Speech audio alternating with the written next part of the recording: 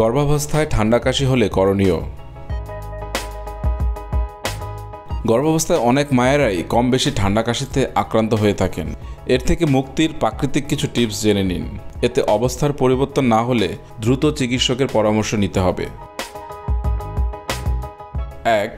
রাতে শোয়ার আগে সরিষার তেল বা ঘি হালকা গরম করে শুকলে সর্দি ঠান্ডা দূর হয় এবং প্রতিরোধ করে। 2. রাতে খাবারের সাথে রসুন খেলেও সর্দি ঠান্ডা দূর হয়। 3.